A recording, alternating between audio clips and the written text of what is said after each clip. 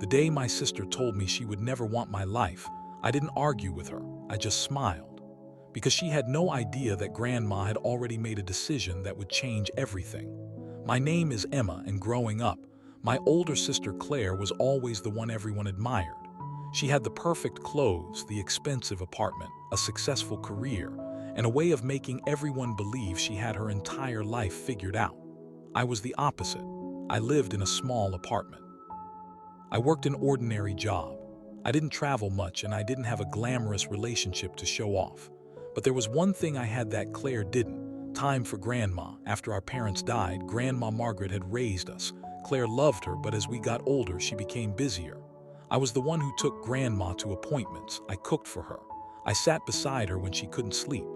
I listened to the same stories she told me 100 times, and Grandma never complained.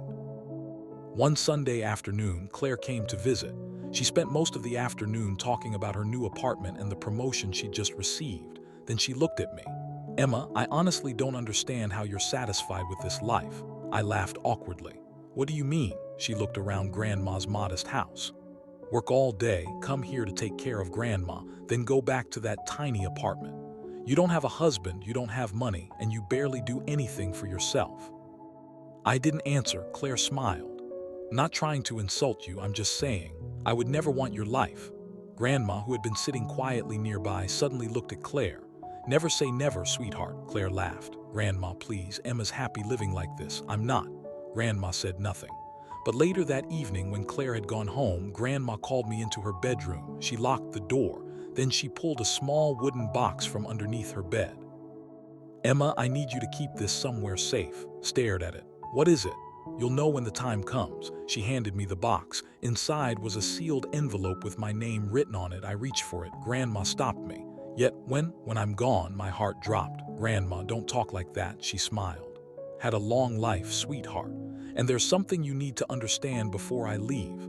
She took my hand. "People will treat you differently when they discover what you have. Promise me you won't let that change who you are." I didn't understand what she meant. I promised anyway. 3 weeks later, Grandma died in her sleep. And after the funeral, Claire changed completely. She wasn't grieving the way I was. She kept asking about Grandma's will. What properties did she own? Did she have investments? Did she ever tell you where she kept her money? I told her I didn't know. That wasn't entirely true. I knew about the wooden box, but I kept my promise. The lawyer arrived 2 days later. The entire family gathered in Grandma's living room. Claire sat beside me, unusually quiet. The lawyer read through Grandma's ordinary possessions first: her jewelry, her savings, her car, her house. Claire seemed pleased. Then the lawyer stopped. "There is one final matter." He looked directly at me. "Margaret Hayes left specific instructions concerning Emma." Claire immediately turned toward me. "What instructions?" The lawyer handed me a sealed envelope. My hands trembled as I opened it. Inside was a short handwritten note. "Emma, if you're reading this, I've kept my promise. Now it's time for you to know the truth. Take the key and go to the address below. Go alone." Underneath the note was a brass key and an address. Claire tried to read it over my shoulder. "What's that?" I folded the paper. "I don't know." She stared at me. For the first time, I saw something in her expression that I had never seen before: fear. The next morning, I followed the address. It led me to a huge glass building in the city. I checked the address twice. I had never heard of the company occupying the building, Margaret Holdings. I thought there had to be some mistake. Then the receptionist stood up the moment she saw me. "Miss Emma?" "Yes, we've been expecting you." My stomach tightened. She led me upstairs to a private office. The lawyer was already there. So was a woman named Helen Carter, who had apparently worked with Grandma for more than 20 years. Helen placed a thick folder on the table. Then she said 6 words that completely changed my life. "Your grandmother owned this company." I stared at her. "What company?" "All of it." I couldn't speak. Helen explained that Grandma had built the company decades earlier. She had invested in property, logistics, technology, and several other businesses. Over the years, the company had become worth millions. But Grandma had deliberately lived a simple life. She didn't want anyone knowing, not the neighbors, not friends, and apparently not even her granddaughters. I looked down at the documents. There was one final page. My name was written across it. Helen explained that Grandma had left me controlling ownership of Margaret Holdings. I thought about Claire. She had spent years telling me I had nothing. But Grandma had known exactly what she was doing. And there was one more thing. Grandma had left instructions explaining why she chose me. She hadn't chosen me because I was smarter. She hadn't chosen me because Claire was a bad person. She chose me because she wanted to know who loved her when they believed she had nothing. And I had never once asked Grandma for money. I had never asked about an inheritance. I had simply stayed. If you've ever seen someone treat a quiet person like they have nothing simply because they don't show off what they have, subscribe to the channel. Because what happened when my sister discovered the truth was something I never expected. That evening, Claire was waiting outside my apartment. She didn't insult me, she didn't laugh, instead she hugged me. "Missed you," I stepped back. "What do you want?" Her smile disappeared. "Know about Margaret Holdings." My heart sank. "Found some documents in Grandma's study." She took my hands. "Emma, you don't understand business. I can help you." She blinked. "You haven't even heard my proposal." "I don't need to." Her voice became sharper. "You can't seriously think Grandma expected you to run a company worth millions." I don't know what she expected. I do. Claire looked directly into my eyes. She expected you to share it with me.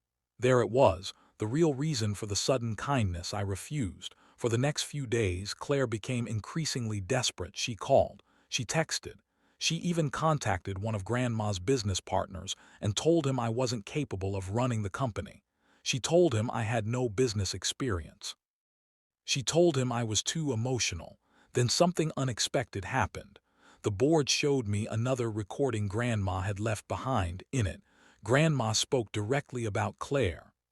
"I know Claire may be angry when she discovers the truth." Grandma said, "Emma must understand something too. This inheritance isn't a reward, it is a responsibility." Then Grandma revealed something I never knew. She had created another company, much smaller than Margaret Holdings but profitable and completely debt-free. And she had left that company to Claire. There was only one condition. Claire had to run it herself. She couldn't sell it. She couldn't hand it to someone else. She had to build it for 5 years. Grandma had deliberately given Claire the opportunity to become the person she always claimed to be.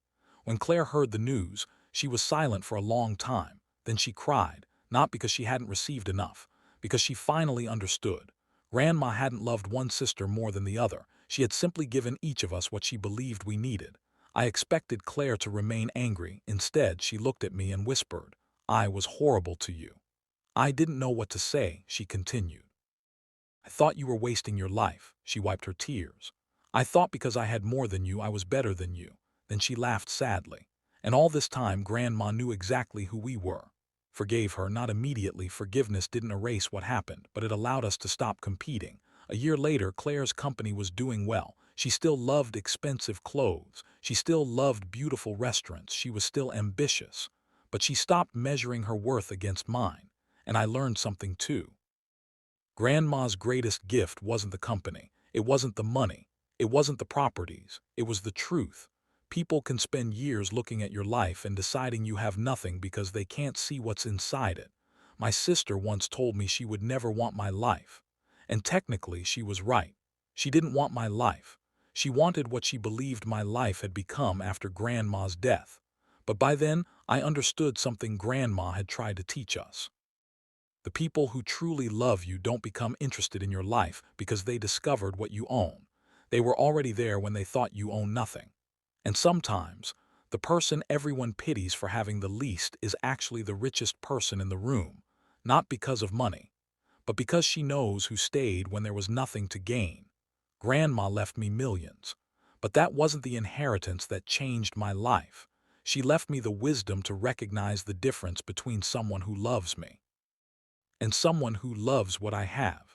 And that lesson was worth more than everything she owned.